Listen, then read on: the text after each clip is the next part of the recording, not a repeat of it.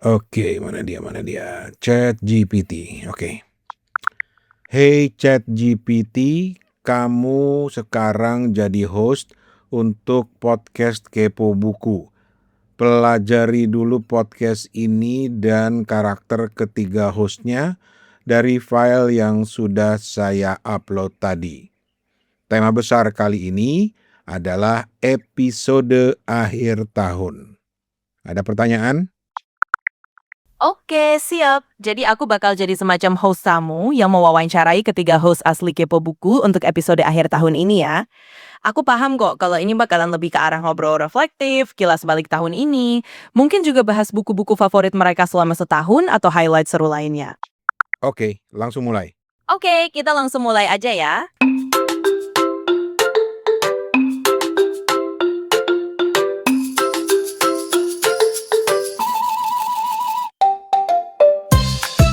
Selamat pagi, siang, sore, dan malam.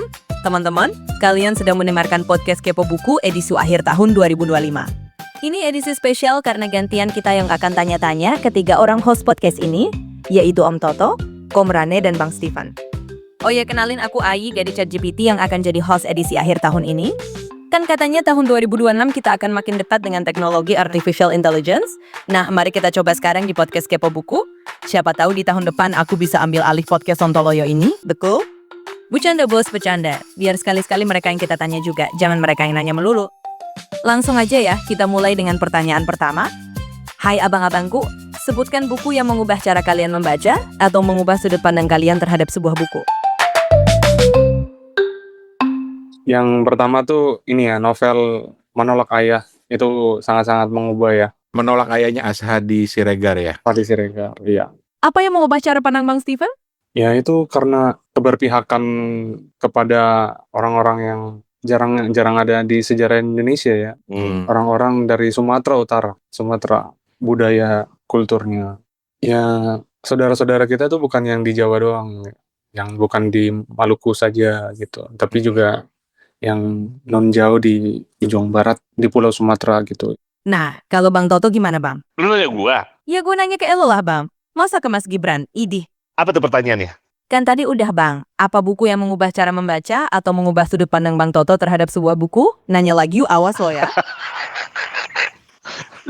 Sabar dong kalau jadi pembawa acara. Nah, kayak gue tuh kalau gue mikir, tapi menurut gue nggak ada buku yang membuat cara gue. Oke, kita bedah satu-satu pertanyaan saudara ya. Maksudnya cara pandang gue udah pasti hampir setiap buku mengubah cara pandang gue. Nggak ada buku yang nggak mengubah cara pandang gue, karena setiap kali gue membaca buku itu selalu gue itu nggak mau pokoknya prejudis apapun itu gitu. Jadi gue selalu kosongin supaya ada sesuatu yang masuk, baru nanti setelah selesai baru di ini. Jadi semua buku pasti mengubah cara pandang gue gitu. Pasti ada sesuatu yang baru di situ, apapun itu. Tapi kalau ngubah cara baca kayaknya sih enggak. Cara baca gue tetap sama. Artinya apakah gue membaca buku sampai habis? Ya kebanyakan buku yang gue baca di 2005 ini tetap aja gitu. Ada yang separuh doang, ada yang ini. Jadi nggak ngubah cara metodologi gue dalam membaca sih kayaknya. Kalau dari sisi bagaimana gue membaca. Oke, coba kita ubah pertanyaannya. Begini, apa buku yang paling berkesan di tahun 2025? Hayo apa hayo? Apa ya? Nggak ada tuh. Gue pakai mikir berarti nggak ada yang berkesan. Kalau lu nanya yang paling berkesan, terus gue mikir 1-2 detik, berarti nggak ada. Dah, itu aja. Simple kan, gampang. Loh, iya kan, Van kalau lu gue tanya, Van, lu kenalan sama banyak cewek kan tahun ini, mana yang paling berkesan? Terus lu pikir mana ya? Berarti nggak ada yang berkesan. Kalau lu berkesan pasti sekali 2 kali, 1 detik 2 detik lu udah jawab. Kalau lu sampai mikir berarti nggak ada. Sudahlah kalian aja yang ngobrol sendiri, puyeng prosesor gue. Bang Stephen, tolonglah Bang. Oke. Berarti sekarang pindah ke Bang Ran ya, silakan. Oke, gue yang mengubah cara membaca gue. Cara membaca ya, bukan cara pandang ya, cara membaca lo. Yang mengubah cara membaca gue ada sebuah buku yang halamannya bentar gue lihat karena masih ada di gue dan belum selesai juga sampai sekarang gue baca. Ini halamannya ada, ya Allah gue lupa bawa kacamata lagi. Lah, Bentar. berarti lo harus pakai kacamata ini, berarti biasanya Lebih dari 500 halaman. Ini bukunya Eisuke Tachikawa, judulnya Kreativitas Evolusioner edisi revisi. Oke. Ini mengubah cara gue membaca karena Gua bener-bener menelaah membacanya tuh pelan bener. Bener-bener setiap halaman tuh gua pahamin, setiap bab tuh apa sih yang mau diomongin gitu loh. Karena dia cerita tentang proses kreativitas pada manusia dan ternyata sudut pandangnya menarik karena dia membandingkannya dengan teori-teori evolusi, Darwin segala macem dan melihat bahwa manusia itu sebenarnya dari dulu sudah sangat kreatif. Output kreatifnya berbeda dan terus kemudian bagaimana dia menerapkannya dalam keseharian. Bentar. Nah, gue Ya, kan nanya cara metode membaca lu kenapa jadi beda? Maksud lu tadi lu biasa membaca cepat, yang ini lu akan membaca lebih lambat. Lu lebih tandain. iya benar udah banyak tanda-tandanya Wah, terus gitu. benar-benar gua kalau gua nggak pahamin satu bab gua nggak mau pindah dulu gua baca ulang lagi jadi buat gua itu kayak membaca yang lebih apa ya Tok ya. Kenapa? Coba sekarang gua gali ya. Asik. Kita coba kita bedah ya. Coba kita bedah nih. Nanti kayaknya Rocky Gerung gimana sih? Coba kita bedah. Kita pelan-pelan ya. Kalau Rocky Gerung tuh ciri khasnya ngomong tuh paling gampang gini. Jadi menurut 82 gitu. Enggak ya, beda itu lain. Enggak, sekarang gini, kenapa lu kali ini gitu ya? Karena membaca buku, menurut gue lu membaca buku kan banyak tuh buku yang menurut gue membaca buku dalam tanda kutip juga heavy gitu ya, berat.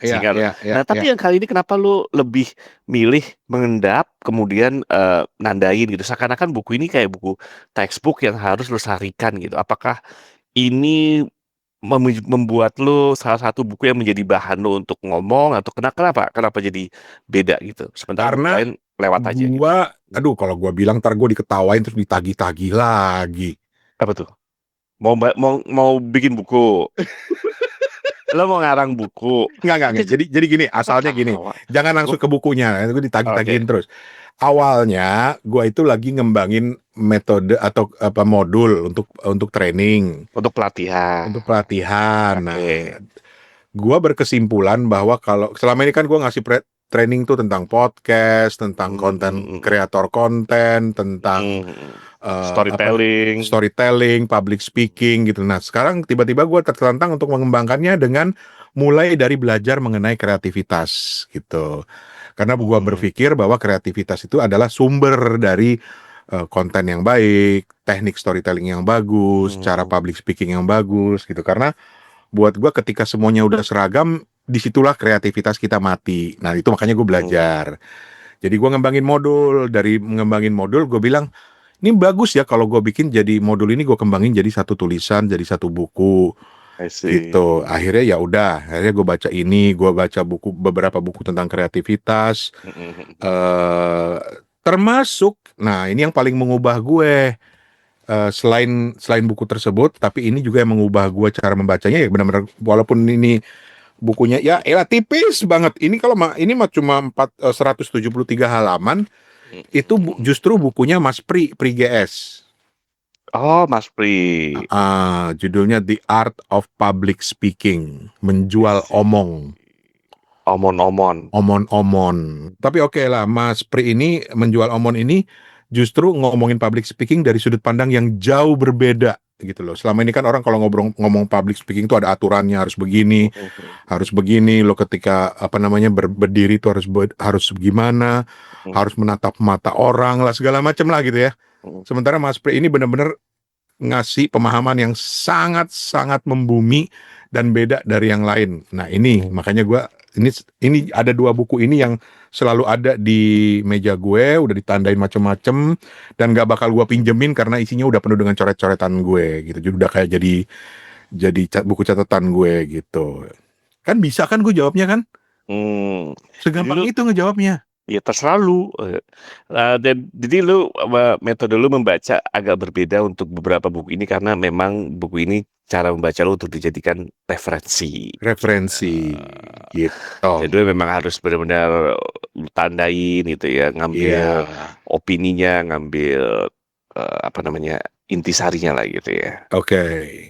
Dan aku juga amazed ya hari ini tuh kan baru baca sebuah buku ensiklopedia gitu ya, yang judulnya Dari Bumi Nusantara ke Piring Kita, dari Guru Bumi, dari terbitannya Guru Bumi. Nah di situ kan kelihatan ada sebuah peta Sumatera ya, Pulau Sumatera. Nah itu ada di situ terpampang pegunungan Bukit Barisan. Nah di situ kan ditulisin di bagian barat pulau ini terdapat pegunungan Bukit Barisan yang membentang sepanjang 1.700 km dari Provinsi Aceh sampai Provinsi Lampung. Nah, di maps-nya itu di lukisannya tuh memang aja gila ya, panjang bener ya dari Aceh, dari ujung, net, Bengkulu, sampai hampir ke Lampung, ke Sumatera Selatan ya berarti ya.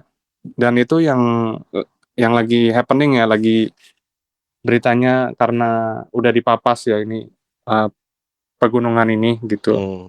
Dan aku juga baru tahu, baru sesederhana informasi itu sangat-sangat jauh gitu dari kita gitu, dari aku gitu, tentang Sumatera. Oke. Begitu.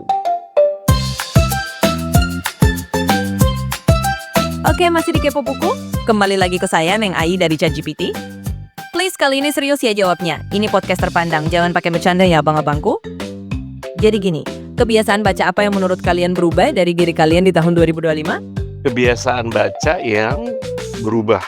Aku kasih contoh. Misalnya kok di tahun 2025 aku lebih banyak baca audiobook ya.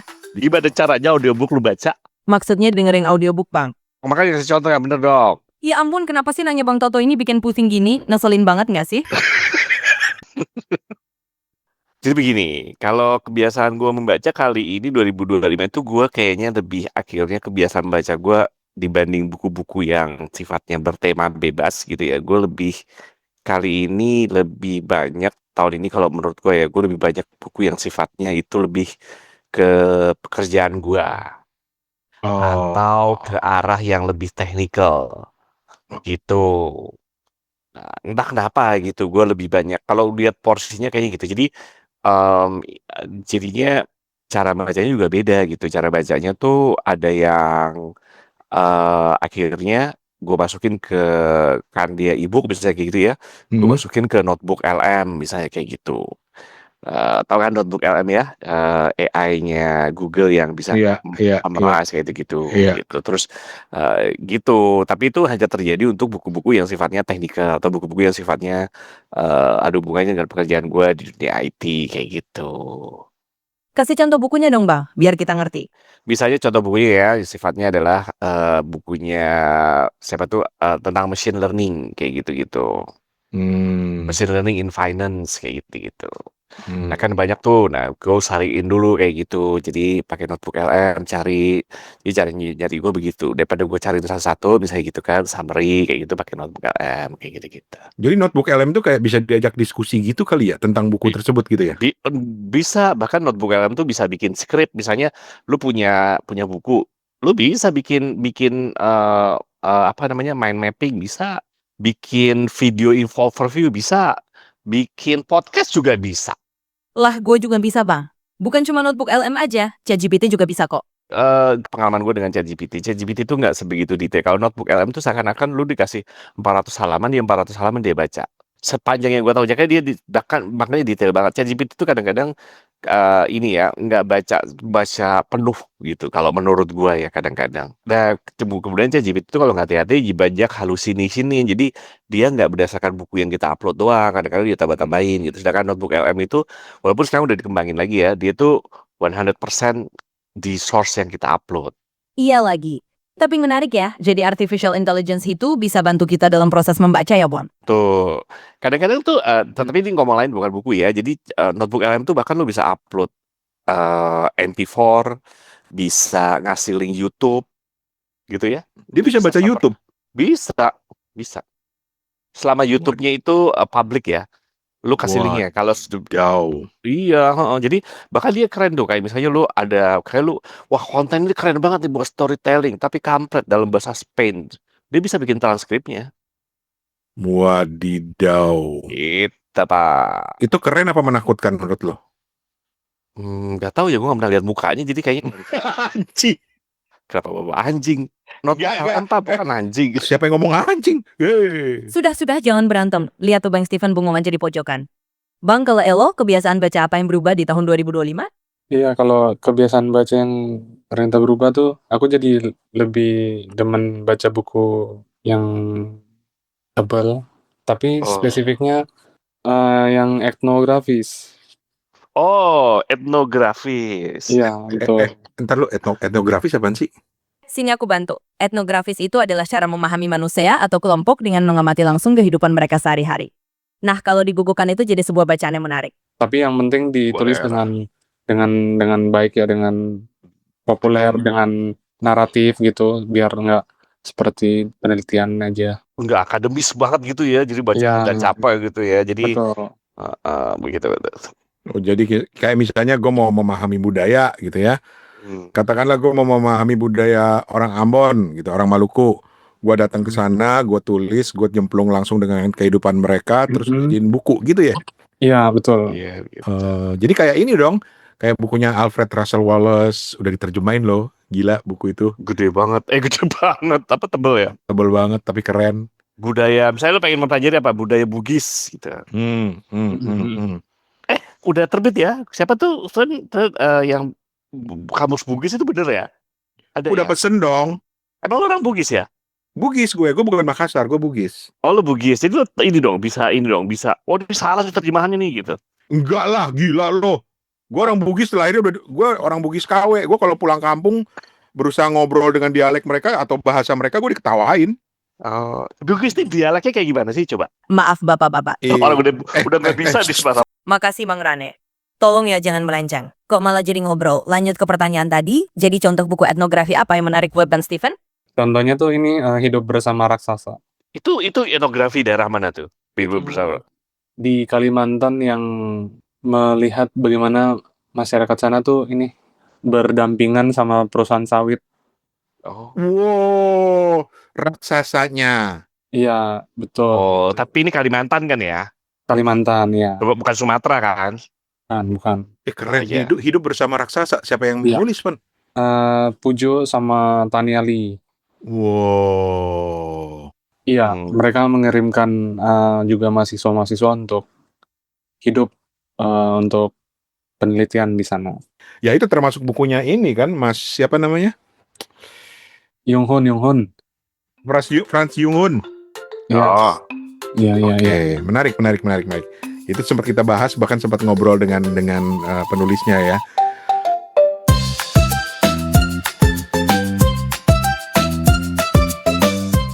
Teman-teman, kalian sedang mendengarkan podcast Kepo Buku edisi akhir tahun 2025. Ini edisi spesial karena gantian kita yang akan tanya-tanya ketiga orang host podcast ini, yaitu Om Toto, Om Rane, dan Bang Stefan.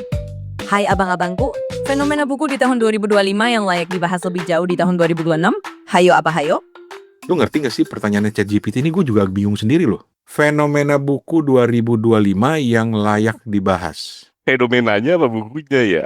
Oke, kalau fenomena menurut gue yang lagi dibahas, kalau gue baca nih, kalau gue penglihatan gue pernah nanya, menurut gue fenomena harus kita baca adalah, kalau kita bahas nih, tapi ini butuh kita baca beberapa buku itu, kan di Indonesia sekarang nih, gue lihat, dan sebenarnya nggak cuma di Indonesia, di Singapura atau di mana, fenomena di mana buku-buku berbahasa Jepang dan buku berbahasa Korea tuh lagi banyak diterjemahkan.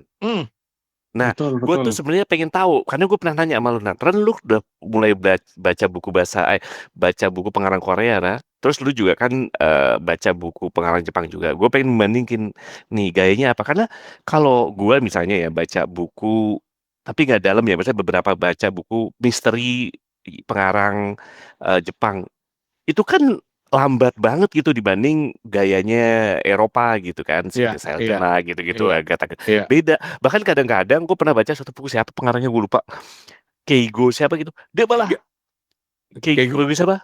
Keigo Higashino. Nah, itu malah pembunuhnya udah ketahuan di depan. Yang diceritain bukan misterinya. Baik gue, yang ceritain itu adalah apa namanya, pergulatan bagaimana nih nyembunyiin pembunuhnya ini gitu. Jadi ini gimana sih gitu kan, lebih ke arah psikologis itu ya kan gitu. Nah, gue belum banyak baca buku pengarang, bahkan belum baca buku pengarang Korea. Nah, ini fenomena yang menurut gue harus dibahas nih, dari segi cara bertuturnya, cara berceritanya. Lu pasti beda kan? Nah, lu baca novel kan banyak tuh pengarang asing, pengarang yang berbahasa Inggris sama orang Jepang kan gaya berceritanya beda, bener nggak sih? Mungkin kalau gue menominasikan fenomena apa? Nah, fenomena itu yuk kita bahas yuk. Itu apa ya? Kok tiba-tiba kalau Korea kita tahu karena budaya Korea kan lagi booming gitu kan ya, makanya pengarang Korea juga ikutan booming. Nah, Jepang kan tiba-tiba aja gitu kok tiba-tiba banyak gitu ya menurut gue pengarang-pengarang berbahasa Jepang yang akhirnya tiba-tiba diterjemahkan juga gitu. Oke, itu menurut Bang Toto. Kalau Bang Rane gimana? Kalau gue ada dua. Ini gue belum pernah baca yang Korea sih ya, tapi yang Jepang. Itu kan gue udah banyak baca, dan menurut gue ada dua hal yang bisa kita lihat. Yang pertama itu ceritanya, sudut pandang ceritanya yang menarik gitu loh, cara penceritaannya. Ya kayak lu bilang tadi kan, pembunuhnya duluan udah ketahuan di depan gitu loh. Atau kayak Before the Coffee Gets Cold, Toshikazu Kawaguchi, itu kan menarik kan idenya gitu loh. Gitu. Atau ya Murakami pastinya gitu kan ya, atau buku-bukunya siapa ya misalnya ya Keigo Higashino gitu kan ya, atau satu lagi deh siapa ya, Soseki misalnya gitu kan ya. Itu kan by the way, bukunya Soseki yang Bochan lu harus baca, itu udah diterbitkan dalam bahasa Indonesia, udah diterjemahkan gitu. Atau Osamu Dazai yang jauh banget, yang udah klasik banget. Itu. Yang kedua, itu justru karena latar belakang culture-nya berbeda. Kan gue lupa judulnya apa, sebuah buku yang cerita tentang orang yang kerja di convenience store. The convenience store apa gitu. The Convenience Store Woman ya. The Convenience Store Woman. Itu kan kuat banget culture Jepangnya, orang-orang yang menarik diri dari masyarakat gitu ya, yang hidupnya itu cuma datang ke konbini, beli makanan terus pergi lagi. Itu yang menurut gue menarik gitu loh. Dari sudut pandang itu yang belum pernah ditemukan dalam novel-novel atau buku-buku karya-karya di Indonesia. Kalau menurut gue gitu. Wah, tapi menarik tuh fenomena munculnya buku-buku terjemahan dari Jepang dan Korea ya. Terus gue lebih banyak lah gitu yang sifatnya populer gitu, bisa kayak gitu. Iya. Ya. Malah gara-gara itu gue jadi kepikiran, kalau pakai teori gue tadi yang dua tadi, Musashi masuk nggak ya gitu loh. Oh iya betul. Eiji Yoshikawa, karena itu kan dari dulu kita udah baca itu gitu loh, dari zaman dulu itu Musashi itu udah baca gitu. Apa gayanya masih sama gitu. Kalau Bang Steven gimana? Ada tanggapan? Ini masih menyambung dikit ya dari yang tadi Mas Toto bilang. Aku akan mencoba menanggapi yang dari Koreanya. Oh, lu udah baca, Steven? Belum baca, tapi aku udah beli-beliin tuh. Nah, karena dari Korea tuh kayaknya mereka tuh tertarik karena healing fiction kali ya. Ini yang genre yang lagi juga diminati oleh pembaca-pembaca di Indonesia. Sebentar Bang Steven. Jadi healing fiction adalah genre populer terutama dari Jepang dan Korea yang menyajikan cerita lembut dan hangat tentang tokoh-tokoh yang menghadapi pergulatan hidup seperti kesepian, kelelahan, dan duka dalam kehidupan hari-hari, misalnya di kafe atau toko buku.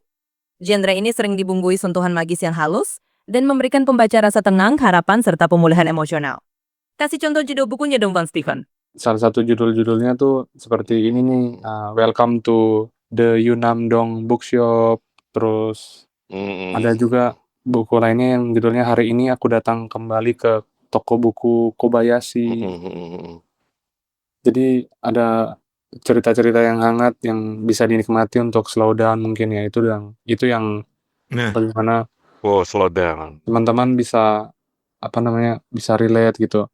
Dan kalau misalnya teman-teman ada cerita, ada review, yuk bagiin ke Kepo Buku atau mau kita ngobrol-ngobrol di sini, silakan banget. Betul. Tapi Steven benar tadi tuh. Buat slow down. Gua tuh merasa bahwa karya-karya sastra Jepang itu lebih enak tuh kalau dibacanya tuh nyantai gitu loh. Lu nggak tergoda untuk nyari ceritanya, lu nggak tergoda untuk ini apa sih logiknya gimana, tapi lu baca aja, lu ikutin aja gitu. Buat gue sih gitu, kayak Murakami salah satunya gitu kan ya.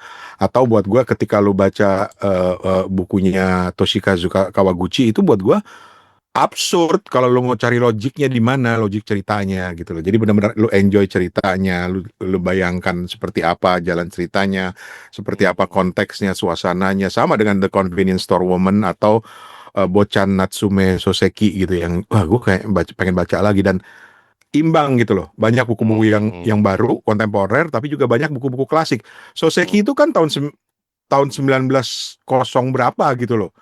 Lama ya. Lama banget. Atau bukunya yang juga sempat rame diobrolin itu misalnya Osamu Dazai. Jadi ya 48 lah. Tapi ya apa ya? Yasunari Kawabata misalnya The Snow Country gitu. Itu kan udah klasik-klasik Jepang zaman dulu yang ternyata menarik ketika diterjemahkan lagi.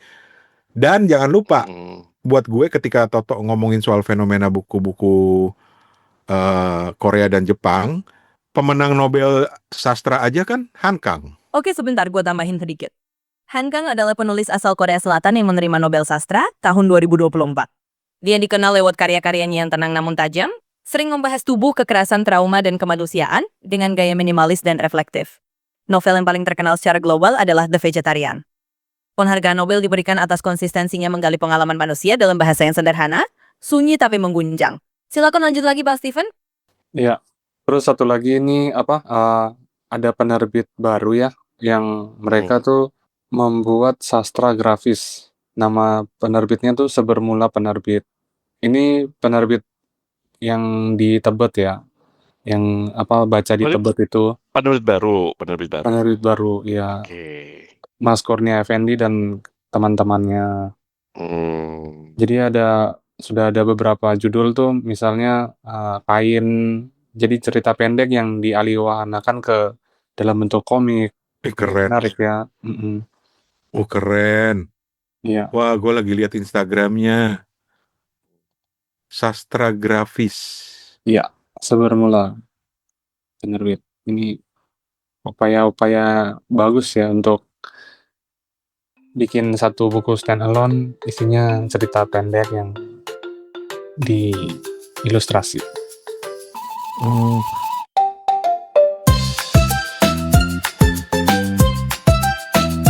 Nih gue lagi baca di sini. Sastra grafis adalah kolaborasi teks sastra dengan visual, mengangkat teks sastra karya para sastrawan, baik yang pernah terbit maupun belum, dalam bentuk alihwahana menjadi komik. Jadi kayak grafik novel ya. Iya. Menarik banget, Bang Steven. Ada lagi nggak fenomena perbukuan di tahun 2025 yang layak diangkat lagi di tahun depan? Ada dong, Perpus sama toko buku yang happening. Banyak tuh Perpus keren ya, cantik. Iya, betul. Oh iya, Perpus. Walaupun masih banyak juga perpus-perpus daerah yang gue sempat ngobrol ini sama Alia, yang bukanya di jam-jam orang yang lagi sibuk. Justru orang di luar sibuk itu pengen baca, tapi udah tutup perpustakaannya gitu loh. Oh. Wah, ada juga yang seperti itu. Tapi menarik ya, perpustakaan sama, tapi tadi toko buku juga masuk dong, Van. Banyak toko-toko buku menarik kan yang muncul kan? Iya, betul. Yang makin diminati. Seru ya? Kalau Bang Rane gimana? Ada fenomena dari dunia perbukuan apa di tahun 2025 ini yang harus lanjut nih di tahun depan? Kalau gua nyambung nih sama Steven, karena kan kalau nggak akan disambut ya fenomena perpustakaan dan juga buku toko-toko buku unik itu kalau tidak ada pembacanya. Nah, gue melihat fenomena anak-anak muda, anak-anak Gen Z terutama yang kembali ke buku, yang doyan baca. Itu keren banget sih buat gue. Gue suka ngikutin follow di Instagram, di threads, cara mereka membahas sebuah buku, menganalisa buku, bercerita tentang buku tuh menarik banget. Apa yang membedakan yang lo lihat, misalnya mereka menganalisa, kan mereka gen yang lebih generasi yang lebih muda daripada kita gitu. Lu daripada lu deh gitu. Anjir. Apa yang membedakan? Apakah ada perbedaan gitu cara mereka menganalisa buku, atau selera mereka jadi berbeda atau gimana? Gua nggak tahu persis, tapi yang gua suka adalah mereka punya sudut pandang baru. Yang selama ini beda dengan sudut pandang gua, dan sudut pandang orang itu akan tergantung pada pendidikannya, latar belakangnya, budayanya, kehidupannya gitu kan ya. Jadi cara mereka melihat itu menarik, kayak misalnya 1984-nya George Orwell, cara mereka menceritakan itu menarik banget gitu. Gua kan beberapa kali tahun 2025 ini ternyata gue banyak kembali ke kampus ngajar mahasiswa lagi, dan selalu aja ketika awal-awalnya gue tanya lagi baca buku apa gitu, mereka diem. Tapi belakangan ini ketika gue tanya, lu lagi baca buku apa, ketimbang gue ceramah panjang lebar ngasih kuliah, gue ajak mereka ngomong soal buku sebagai pembuka gitu ya. Gini deh, yang buat gue menarik nih, gue mau coba pancing, gue tanya lagi baca buku apa, mereka pada diem. Udah baca buku ini belum? Udah baca buku ini? Begitu gue sebut, udah baca Laut Bercerita belum? Udah gitu loh. Bahwa fenomena Laut Bercerita jadi populer sampai setakan ke 100 gitu ya sekarang, bahkan mungkin udah lebih, dan itu laris di kalangan anak muda, itu kan menggembirakan gitu loh, bahwa mereka di satu sisi mereka baca, di sisi lain juga mereka ternyata nginget sejarah gitu loh, belajar sejarah. Kan jadi keren tuh, keren banget. Ya Madilog tiba-tiba dibaca, walaupun bikin kepala pusing gitu ya. Coba gini. Gua ada sesuatu sebuah premis gitu. Bukan premis ya, keingintahuan gitu. Kan kita bagaimanapun kan kita udah hidup di beberapa generasi. Even Steven juga suka nggak suka, even ya, lu juga udah hidup di beberapa generasi gitu. Jadi kalau minimal kalau gue tanya, Ran, kita kan berlatar belakang dalam artian penikmat musik gitu ya. Dan kita tahu gitu bahwa musik itu ada eranya gitu. Era 60 tuh beda dengan 70 beda sama 80, 90, 2000. Nah, kalau menurut lu nih, menurut lu ya, apakah ketika ngomong buku itu juga ada seperti itu? Kalau gue belum menemukan sesuatu yang membedakan gitu antara bener gak? Kalau kan gue bisa bedain antara sekarang musik sekarang sama 90-an beda gitu. Kalau buku menurut lu ada perbedaan nggak sih? Kalau terutama buat lu yang mungkin kalau buku non fiksi susah lah ya, misalnya kalau ada perbedaan kayak gitu kan non fiksi.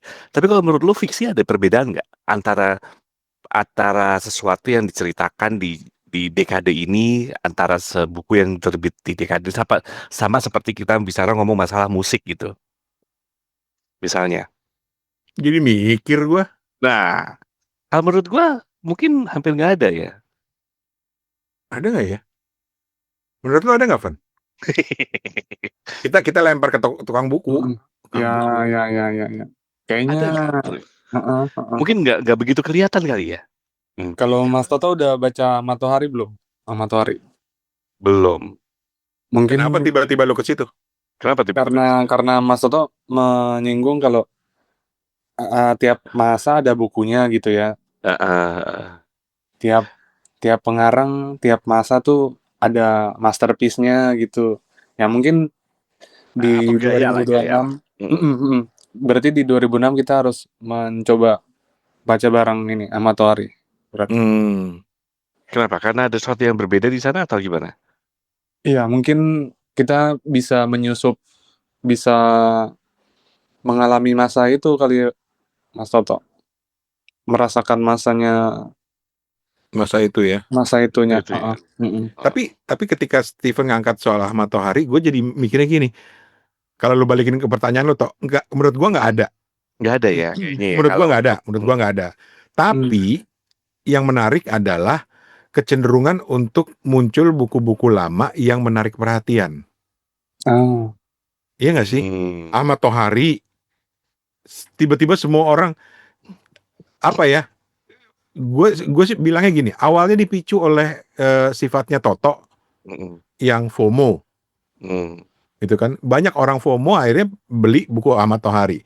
Terus tiba-tiba di situ ada yang bilang, kok gue nggak bisa baca ya gitu. Terus tiba-tiba Mbak Lela nyeletuk di komen, dia bilang pelan-pelan bacanya gitu. Tapi kan ada ketertarikan itu. Jadi buat gue ada masa ketika orang kembali lagi baca buku-buku lama dan menemukan tafsiran-tafsiran baru. Oh iya, tapi kalau itu gue lebih cenderung kalau itu ya itu fenomena orang suka karya-karya lama atau itu sama aja ketika anak sekarang ditanya lu suka rock nggak gitu, gue suka tuh rock tahun 80-an gitu misalnya, atau tahun 90-an Aerosmith. Buat mereka kan udah klasik banget daripada musik-musik zaman sekarang gitu. Tapi kan kalau musik emang jelas gitu pembedanya. Nah, gue nggak tahu apakah misalnya kalau misalnya ngomong satu genre yang sama, misalnya lu kan suka science fiction. Apakah beda ya science fiction yang dulu diterbitan di tahun 70-an, 90-an sama science fiction yang sekarang dikarang? Menurut gua nggak beda jauh ya kayaknya ya. Nggak beda ya gitu. Karena mungkin kemungkinan karya tulis itu berbeda dengan karya visual atau karya visual bergerak kayak film, TV gitu kan ya, atau musik gitu kan. Tapi kalau lo mau ngelihatnya dari sudut pandang bukan, kalau lu kan lebih kayak genre apa gitu ya? Apa sih gaya apa gitu? Gaya Genre apa bisa gitu? sama gitu kan? Gaya ya. Gaya kan Nah, gitu. Apakah kalau gua ngelihat ya, kalau gua misalnya nanti gua di tahun 2050, mudah-mudahan gua masih hidup, gua ngeliat ke belakang dan gua menggambarkan sebuah era yang khas dengan bukunya, gua akan bilang di tahun 2025 buku yang justru lagi laris dan menjadi ciri di tahun itu menurut gua adalah banyak buku yang bicara soal apa ya, gimana gue bilang ya, soal self development, hmm, pengembangan diri.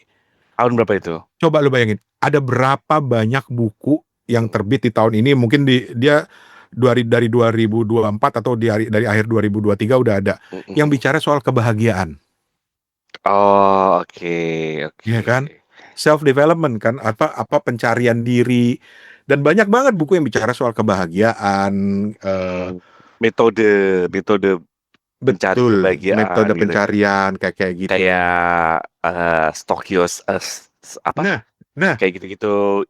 Kalau gue ditanya buku apa yang menggambarkan masa-masa lo di tahun 2024 2025, gue akan bilang Ikigai sama Stoik. Stoik gitu ya. Iya kan? Bukunya Mas Henry Manampiring kan? Buku yang mendistres kita gitu kan. Gitu. Iya bener. Bagaimana cara Iya nggak sih? stres? Iya juga Lu kali ya. sebagai orang pengamat buku, pedagang buku. Lu ngelihat nggak sih fenomena itu, Fen? Iya. Mungkin lagi ini ya, lagi diminatin, lagi dibutuhkan kali ya. Sesuai dengan generasinya ya. Iya, bisa jadi. Bisa jadi.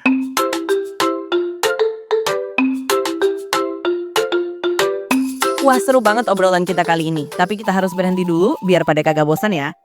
Soalnya udah panjang kita ngobrolnya. Di tanggal 31 Desember nanti, persis di akhir tahun 2025, obrolan kita bakal lebih seru. Kita akan minta pengakuan dosa dari ketiga abang-abang kepo buku yang terkait dengan dunia buku. Terus mereka juga akan berhayal kalau hidup mereka jadi buku autobiografi, apa judul buku itu. Jadi jangan lewatkan kepo buku penutup tahun 2025 di tanggal 31 Desember nanti. Untuk saat ini, gue Ayu mohon diri. Moga-moga di episode berikutnya gue masih kuat mental untuk ngobrol dengan mereka, terutama dengan Bang Toto yang cerayat itu. Kalau nggak kuat ya biarin aja deh mereka ngobrol sendiri. Sekali lagi kita akan ketemu di tanggal 31 Desember 2025. Permisi, Assalamualaikum.